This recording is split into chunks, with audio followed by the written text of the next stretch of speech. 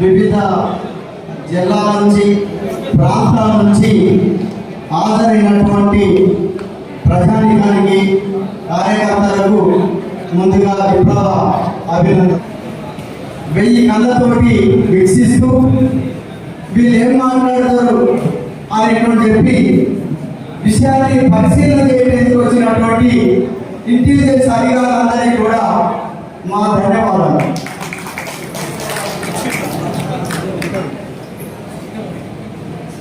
ఇక ఆపరేషన్ కగార్ అనేటువంటిది కాంగ్రెస్ మీరందరూ కొంచెం శ్రద్ధగా అయ్యారు. వాళ్ళు చూడండి ఇంటెలిజెన్స్ అధికారులు ఎంత నిశ్శబ్దంగా కూర్చొని మనం పరిశీలిస్తూ వింటున్నారు. మీరందరూ కూడా అంత శ్రద్ధగా అనేటువంటి కోరుతున్నాం. ఇక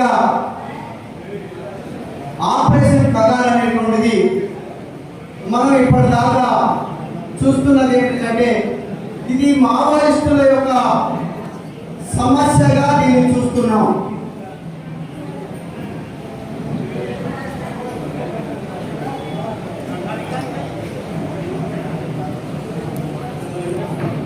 కాంగ్రెస్ మీరందరూ బాగా లొల్లి చేస్తున్నారు.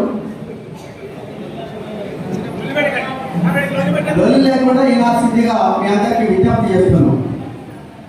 ఇది మావోయిస్టుల యొక్క సమస్య కాదు. ఇది ఒక ఆదివాసీల సమస్యగా దీన్ని మనం చూడదు.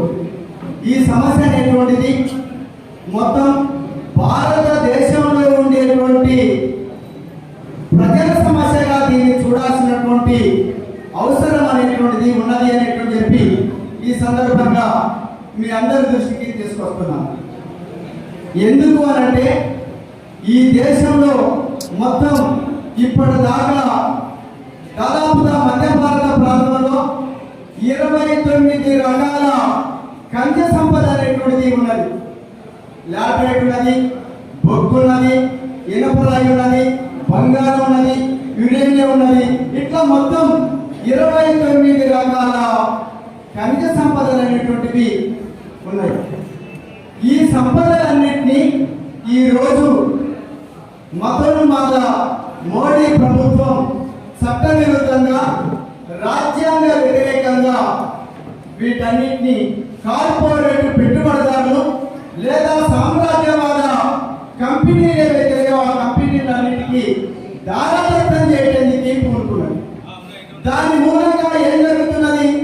ఈ తరానికి రేపు రాబోయేటువంటి తరాలు ఏవైతున్నాయో ఆ అన్ని తరాలకి మనకి ఎట్లాంటి సంపద లేకుండా, మనకి ఎలాంటి ఆదాయం లేకుండా కొల్లగొట్టడానికి ప్రయత్నం అనేటువంటిది ఈ పాలకులు చేస్తున్నారు. దాన్ని అయ్యా మీరు తాతల నుంచి తరతరాలుగా ఈ సంపదని కాపాడాం. ఈ సంపదనే కాదు ఈ అడవిని కూడా కాపాడుతూ వచ్చాం. కాబట్టి ఈ సంపద నేను తీసుకెళ్ళటానికి వీల్లేదు అనేటువంటి చెప్పి ఎవరంటున్నారు? ఆదివాసీ గిరిజన ప్రజానీకం మూగజీవులైనటువంటి వాళ్ళు ఇది తీసుకెళ్ళవద్దు అనేటువంటి చెప్పి అంటున్నారు. అది తీసుకుపోవడం మూలాన మన ఆదాయం పోవడమే కాకుండా మేము నిర్వాసితులైపోతున్నాం, మేము జీవించడం కష్టమవుతుంది అనేటువంటి చెప్పి అంటున్నారు. వాళ్ళు వాళ్ళ గురించే ఆలోచించడం లేదు, మొత్తం దేశం గురించి కూడా ఆ ఆదివాసీ ప్రజానీకం ఆలోచిస్తున్నారు. దేశం మొత్తం కూడా అడవి సంపద పోవడం మూలాన ఏమి ఏర్పడుతున్నది? అడవి ఎప్పుడైతే తరిగిపోతుందో, చెట్లను ఎప్పుడైతే కొట్టేస్తారో అది పర్యావరణ సమస్యగా మారనున్నది. ఇప్పటికే పర్యావరణ సమస్యతోటి తీవ్రమైనటువంటి ఒక ఇబ్బందుల్ని మనం ఎదుర్కొంటున్నాం. ఇట్లాంటి పరిస్థితులలో ఇంకా నువ్వు ఈ అడవిని విధ్వంసం చేయడానికి వీలేదయ్యా అనేటువంటి చెప్పి దేశం గురించి ఇవాళ ఆర్థికంగా, రాజకీయంగా, సాంఘికంగా, సంస్కృతికంగా వెనకబడ్డటువంటి ఆదివాసీ ప్రజానీకం ఆలోచించి ఈ సంపదని తీసుకెళ్ళొద్దు అన్నందుకు ఇవాళ, దాన్ని వ్యతిరేకించినందుకు ఇవాళ ఆదివాసీ గిరిజనులను ఏం చేస్తున్నారు? చిన్న పిల్లల నుంచి మొదలు పెడితే అత్యంత వృద్ధుల వరకు హత్య చేస్తున్నటువంటి ఒక స్థితిని మనం చూస్తున్నాం. మహిళల్ని అత్యాచారాలు చేస్తున్నటువంటి ఒక అందుకోసమే ఇక్కడ ఇవన్నీ చట్టవిరుద్ధంగా జరుగుతున్నాయి.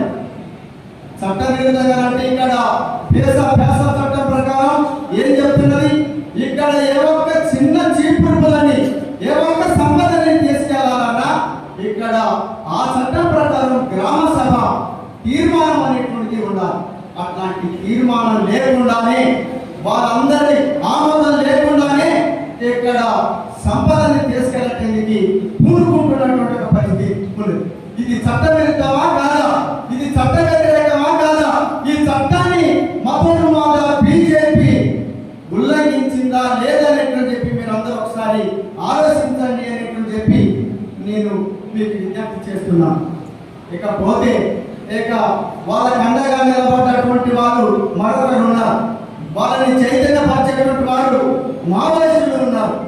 వాళ్ళకి అండగా నిలబడి ఈ అడవుల్ని నరకొద్దు, ఈ సంపదని తీసుకెళ్ళవద్దు, ఇది ఆదివాసీలకి నష్టము కాబట్టి దీన్ని వ్యతిరేకించినందుకు ఇవాళ మావోయిస్టుల్ని హత్య చేస్తున్నటువంటి ఒక పరిస్థితి ఉంటుంది. దాదాపు సుమారుగా 600 మందికి పైగా ఇవాళ మధ్య భారతంలో లేదా ఛత్తీస్గఢ్ రాష్ట్రంలో 600 మందిని హత్య చేశారు. ఈ 600 మందిలో 300 మంది ఆదివాసీ గిరిజన ప్రజానికం ఉంటే మరొక పావల వంతు మావోయిస్టులు ఉండటం అనేటువంటి జరిగింది. ఈ మావోయిస్టులు ఎందుకు హత్య చేస్తున్నారు? ఎందుకంటే వీళ్ళకి అండగా నిలబడ్డారు. వాళ్ళు చట్టవిరుద్ధంగా వ్యవహరించినటువంటి దాన్ని వ్యతిరేకించినందుకు ఇవాళ అట్లా హత్య చేయడానికి ఈ మావోయిస్టులు కోరుకున్నారు. మొత్తం ఛత్తీస్గఢ్ రాష్ట్రంలో 35,000 మంది ఈ 3-4 జిల్లాలలో ఆదివాసీ గిరిజనులు ఉన్నారు. 35,000 మందికి అక్కడ ఎన్ని లక్షల మంది సైన్యాన్ని దించిందంటే 7 లక్షల మంది సైన్యాన్ని దించడం అనేటువంటిది జరిగింది. అంటే ఒక మనిషికి 35 మంది ఒక పోలీసులు ఉండటం అనేటువంటి జరిగింది. ఒక ఆదివాసీ గిరిజనుడికి 35 మంది పోలీసులు ఉంచారు. ఎట్లా దించి వాళ్ళని హత్యలు చేస్తున్నటువంటి ఒక పరిస్థితి అనేటువంటి కొనసాగుతున్నది. ఈ హత్యలు అనేటువంటివి ఒక మామూలు హత్య కాదు, హననం అనేటువంటి మోసపోవడం అనేటువంటిది కొనసాగుతున్నటువంటి ఒక స్థితిని మనం చూస్తున్నాం. అందుకోసమే దీన్ని హత్య చేయటం అనేటువంటిది నగ్నంగా వ్యవహరిస్తున్నటువంటి ఒక పరిస్థితి అనేటువంటిది ఆయుధం పట్టినటువంటి వాళ్ళని లేదా ఆదివాసీల్ని 2026 మార్చి నాటికల్లా మొత్తం అంతమొందిస్తాను, హత్య చేస్తాననేటువంటి చెప్పి ఈరోజు అమిత్ షా ప్రకటిస్తున్నాడు. ఇది రాజ్యాంగ వ్యతిరేకమా కాదా? రాజ్యాంగం 21వ ఆర్టికల్ ప్రకారం ఏం చెప్తున్నది? ఎట్లాంటి వ్యక్తులైనా కానీ హత్య చేసేటువంటి హక్కు లేదనేటువంటి చెప్పి చెప్పబడుతుంది. మరి రాజ్యాంగాన్ని ఉల్లంఘించేటువంటి హక్కు ఇవాళ అమిత్ షా కానీ మోడీ కానీ ఎక్కడిది అని చెప్పి మనందరం దేశంలో ఉండేటువంటి ప్రజానికం అడగాల్సినటువంటి అవసరం ఉన్నదా లేదా? ఆ అవసరం ఉన్నది కాబట్టి ఇవాళ మనం ఈ సదస్సు నిర్వహిస్తున్నాం. రాజ్యాంగాన్ని ఉల్లంఘించేది ఎవరు? మోడీ ప్రభుత్వం. చట్ట విరుద్ధంగా హత్య చేస్తున్నది ఎవరు? మోడీ ప్రభుత్వం. హత్య చేసినటువంటి వాళ్ళని హత్య చేసే హక్కు నీకు ఎవరిచ్చారు? నువ్వు ఆయుధం పట్టుంటే వాళ్ళని కాల్చే చంపమని ఏమన్నా రాజ్యాంగంలో రాసినదా? వాళ్ళకి చేతులకో కాళ్ళకో కొట్టి నువ్వు అరెస్ట్ చేయి. ఆ తర్వాత రాజ్యాంగం ప్రకారం నువ్వేం చేయాలి? రాజ్యాంగం ప్రకారం నువ్వు శిక్షించాలంటే కోర్టులు ఉన్నాయి, చట్టాలు ఉన్నాయి. కోర్టులకి చట్టాలకి భిన్నంగా నేను హత్యనే కొనసాగిస్తాననేటువంటిది అంటున్నటువంటి అంశాన్ని ఏం చేయాలో మీరందరూ ఒకసారి తెలియజేయండి. ఈ చట్ట విరుద్ధంగా వ్యవహరించినటువంటి వాళ్ళని ఎవరినైనా సరే ప్రజా ఉద్యమాలు ఏం చేస్తాయి? ఉప్పు పాత్రేసి తీరుతాయి బిడ్డ.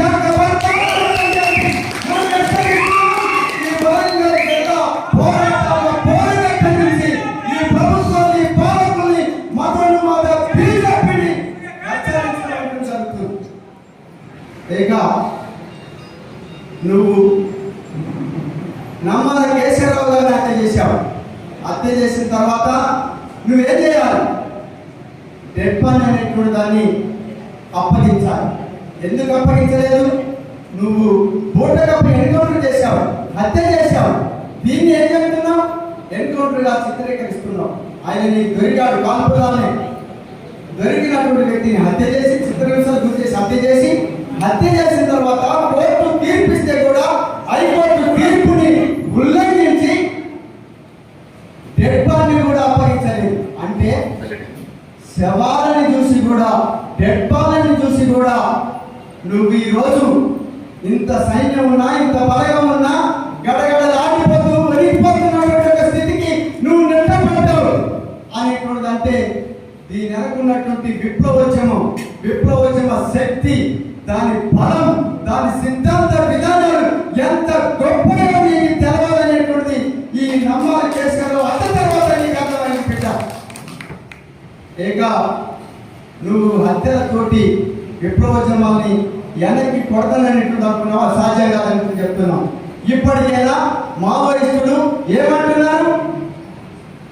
వాళ్ళు అయ్యా రా మాట్లాడుకుందాం, చర్చించుకుందాం, నీ సిద్ధాంత బలం ఎంత గొప్పదో, నీ ఆర్ఎస్ఎస్ ఏజెండా ఎంత గొప్పదో, అట్లాగే విప్లవోద్యమ సిద్ధాంతాలు ఎట్లాంటి ప్రజల కోసం పోరాడేటువంటి వాయు, ప్రజల కోసం నిలబడేటువంటి విధానాలు తెలుసుకుందాం. తెలుసుకునేటువంటి వేదిక అది చర్చలే మార్గం, మీరు చర్చిస్తాం అనేటువంటి చెప్పి వాళ్ళు ఇప్పటికీ 5 లేఖలు రాయటం అనేటువంటి జరిగింది. మరి నువ్వు ఎందుకు చర్చలకి రావడం లేదు?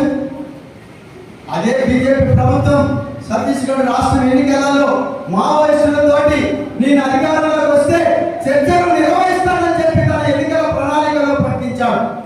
మరి అదే ప్రభుత్వం, అదే ముఖ్యమంత్రి ఎందుకు ఇప్పుడు చర్చల్ని నిరాకరిస్తున్నాడు అనేటువంటి ఒకసారి మీరందరూ ఆలోచించండి. అందుకోసం చర్చలకి రాకుండా నిరాకరిస్తూ హత్యలే అంతర్మందించడమే కార్యక్రమంగా వ్యవహరిస్తున్నారు. ఇట్లాంటి స్థితిలో దేశంలో ఉండేటువంటి ప్రజానీకం దేశ సంపదని, అడవిని కాపాడుకునేందుకు ఎలా వ్యవహరించాలి? రక్తమైన చింతిస్తాం, ప్రాణాలైనా అర్పిస్తాం, ప్రభుత్వం కూడా మా ప్రాణాలు పోయిన అడవిని, ఈ సంపదని రక్షించుకునేటువంటి విధంగా పోరాడుతాం అని చెప్పి వాళ్ళ ఆదివాసీలు వేల మంది తమ ప్రాణాలు పోతున్నా ఇవాళ అడవిని, అడవి సంపదని, ఈ రాజ్యాంగాన్ని కాపాడుకునేటువంటి విధంగా తమ పోరాటాన్ని కొనసాగిస్తున్నారు. అది న్యాయమా కాదా అనేటువంటి చూసినప్పుడు అది న్యాయబద్ధమైనటువంటిది. న్యాయబద్ధమే కాదు, నువ్వు చెప్తున్నటువంటి రాజ్యాంగబద్ధమైనటువంటిది. అందుకోసమే రాజ్యాంగాన్ని ఉల్లంఘించే హక్కు నీకు లేదు. ఇవాళ మౌసులకు ఉన్నదంటే ఉన్నది, మౌసులుగా విప్లవాలకు ఎవరికైనా ఉంటుంది. ఎందుకు? వాళ్ళ సిద్ధాంతమే వేరు. దీన్ని వ్యతిరేకించారు, దీనికి వ్యతిరేకంగా పోరాడుతున్నారు. వాళ్ళు ఏదైనా చేస్తారు, వాళ్ళు చట్ట ప్రకారం నువ్వు కాపాడు. కానీ నువ్వు రాజ్యాంగబద్ధంగా ఎన్నికలలో చేశావు, మేము ఓటు చేస్తే గెలిచినటువంటి ప్రభుత్వం ఇది. నువ్వు రాజ్యాంగబద్ధంగా నువ్వు ప్రమాణ స్వీకారం చేశావు. ఏమని ప్రమాణ స్వీకారం చేశావు? ఈ రాజ్యాంగాన్ని కాపాడుతా, ఈ చట్టాన్ని కాపాడాలని చెప్పావు. మరి రాజ్యాంగం అట్లాంటి ఉల్లంఘన చేసి హత్య చేయమని చెప్పిందా? లేదా నువ్వు అన్నట్టుగా నువ్వు నక్సలిజాన్ని నిర్మూలిస్తాననే పేరుతోటి నువ్వు ఈ హత్యలు కొనసాగించేందుకు నీకు హక్కు కల్పించిందా రాజ్యాంగం? అందుకోసమే నక్సలిజాన్ని 2006 మార్చి 26 కల్లా నేను దీన్ని అంతమొందిస్తాననేటువంటి అంటున్నాను. నేను ఒకటే చెప్తాను బీజేపీ ప్రభుత్వానికి, ఈ పాలకులకి, నీకు దమ్ముంటే, నీకు ధైర్యం ఉంటే, లేదా ఈ పరిపాలనను సక్రమంగా కొనసాగించదలుచుకుంటే ఈ దోపిడీని నిర్మూలించేటువంటి కార్యక్రమం చేపట్టు. లేదా ఈ ఆఖరి సమస్యని పరిష్కరించు నీకు సాధనైతే, లేదా ఈ నిరుద్యోగ సమస్యని పరిష్కరించు. నిరుద్యోగ సమస్యని పరిష్కరించవు, దోపిడీని అరికట్టవు, లేదా అక్కడ కార్మిక హక్కుల్ని కాపాడవు, రైతాంగ సమస్యల్ని పరిష్కరించవు. ఏ ఒక్కదాన్ని పరిష్కరించకుండా నువ్వు ఇవాళ అంతమొందిస్తానంటే ఇక్కడ నువ్వు చంపుతూ ఉంటుంటే చూస్తూ ఊరుకోవటానికి, ఇక్కడ నీ తాటాకు చప్పులకి బెదరటానికి ఈ భారత ప్రజానీకం కుందేలు కాదు అనేటువంటి విషయాన్ని ఇక్కడ సభాముఖంగా హెచ్చరిస్తున్నాం. నీ వైఖరిని, నీ పద్ధతుల్ని మార్చుకో. నీకు చేతనైతే ఈ దోపిడీ నిర్మూలన కోసం ఆలోచించు. అది చేత కాకపోతే నిరుద్యోగ సమస్యని పరిష్కరించేందుకు ఆలోచించు. అట్లా కాకుండా ఈ విధమైనటువంటి వైఖరితోటే కొనసాగితే మాత్రం చరిత్ర చెత్త పుట్టలోకి విసిరి వేయబడతారు. నీకంటే హిట్లర్ కూడా పెద్ద ఫాసిజాన్ని తీసుకొచ్చాడు. రష్యాలో 2 కోట్ల మందిని హత్య చేశాడు. కానీ ఏ గతి పట్టింది హిట్లర్కి?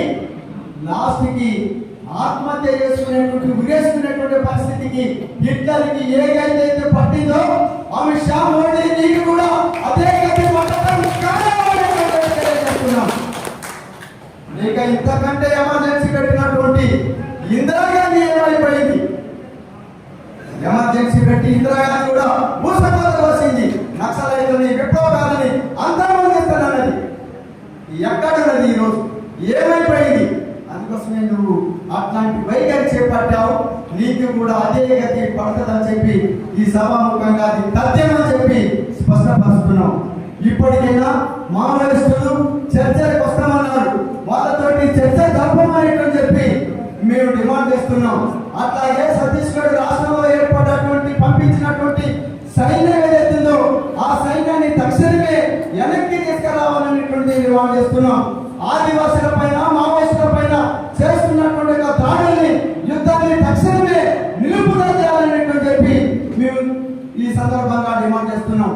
ఈ సమస్యలు పరిష్కరించకుండా నువ్వు హత్యలే పరిష్కార మార్గం అని చెప్పి ఎవరో ట్రంప్ గా చెప్పినటువంటి అమెరికా సామ్రాజ్యవాదం చెప్పినటువంటి మాటలని భారత ప్రజానీకం మీద ఈ భారత పౌరుల మీద ఈ హత్యని కొనసాగిస్తే మాత్రం ఖచ్చితంగా తిరగబడతారు. నీ సంగతి ఏందో, నీ ప్రభుత్వం సంగతి ఏందో, నీ అనుకున్నటువంటి ఆర్ఎస్ఎస్ సంగతి ఏందో ప్రజలు మేలుకొంటే మాత్రం తర్వాత తీవ్రమైనటువంటి పరిస్థితులు నువ్వు ఎదుర్కోవాల్సి వస్తుందనేటువంటి చెప్పి అది గుణపాఠం తీసుకోమని చెప్తున్నాం. గతంలో రైతు వ్యతిరేక 3 చట్టాలు తీసుకొచ్చావు. ఆ కార్పొరేట్ పెట్టుబడులకు అన్న చూసుకొని విరమించావు. ఏమైంది? ఆ తర్వాత చట్టాన్ని వెనక్కి తీసుకోవాల్సినటువంటి పరిస్థితికి నెట్టబడ్డావు.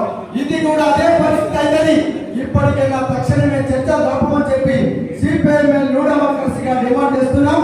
చర్చ జరిపేంత వరకు ప్రజల్ని, దేశంలో ప్రజల్ని అందరినీ, విప్లవాలని, ఈ వివిధ సంస్థల్ని అందరినీ కూడా ఐక్యం చేస్తుంది. పాలకవర్గ పార్టీలన్నింటినీ కూడా ఐక్యం చేయడానికి కోరుకుంటుంది. ఇక కాంగ్రెస్ కూడా ద్వంద్వ పద్ధతుల్ని అనుసరించకుండా స్పష్టమైనటువంటి వైఖరిని తీసుకోమంటున్నాం. ఒక పక్క చర్చలంటాం తెలంగాణ ప్రభుత్వం, మరో పక్క దానికి వ్యతిరేకంగా హత్యల్ని ఖండిస్తాం.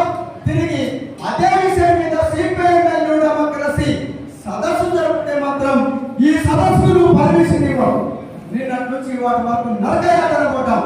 లాస్ట్ చివరి దశలో ఇక ఇది జరుపుకోలేరు, ఇక జనం రానుకున్నటువంటి స్థితిలో పర్మిషన్ ఇచ్చాం చివరు.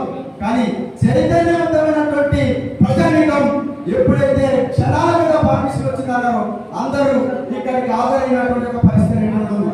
అందుకోసం ఆ వైఖరి చేపట్టకు నువ్వు సరైనటువంటి విధానాన్ని అనుసరించమని చెప్పి కాంగ్రెస్ ప్రభుత్వాన్ని కూడా కోరుతున్నాం. అట్లాగే టిఆర్ఎస్ మాటలు కాకుండా ఏదో ఓట్ల రాజకీయం కాకుండా టిఆర్ఎస్ కూడా సరైనటువంటి పాత్రని ప్రజలకి, ప్రజా ఉద్యమాలకి తోడ్పడేటువంటి విధంగా తన చర్యలు ఉండాలి, తన మాటలు ఉండాలి, తన ఆచరణ ఉండేటువంటి విధంగా వ్యవహరించాలి. అంతే తప్ప ఏదో ఖండనిచ్చి కానుగా మనం ఊపుకుందాం అనేటువంటి సమస్య పరిష్కారం కాదు. కాబట్టి ఈ అన్ని శక్తుల్ని కూడా మనం కలపరానికి ప్రయత్నిద్దాం. అన్ని శక్తులు రానటువంటి కొత్త పద్ధతులు అనుసరిస్తే వాటన్నింటినీ ప్రజలలో ఎండగడదాం, బోర్డులో నిలబడదాం. ఈ రోజు ఆదివాసుల తరఫున, గిరిజనుల తరఫున ఈ ఖనిజ సంపదని, అడవుల్ని కాపాడుకుంటేందుకు, రక్షించుకుంటేందుకు జరుగుతున్నటువంటి ఈ పోరాటంలో ముఖ్యమైనటువంటి, బలమైనటువంటి, సైద్ధాంతికమైనటువంటి, రాజకీయపరమైనటువంటి పోరాటాన్ని కొనసాగిద్దాం. అవసరమైతే ఈ పోరాటాన్ని తిరిగి అది రేపు ప్రతిఘటన వైపు కూడా మళ్ళించేటువంటి వైపు ఈ చర్యలు కొనసాగిద్దామనేటువంటిది తెలియజేస్తూ ఈ అవకాశం ఇచ్చిన మీ అందరికీ పేరు పేరున ధన్యవాదాలు తెలుపుతూ మన నాయకత్వం వచ్చిందని కాబట్టి వాళ్ళతో కూడా మాట్లాడించి భోజనానికి వెళ్దామనేటువంటి విషయాన్ని తెలియజేస్తున్నాం. ఎవరు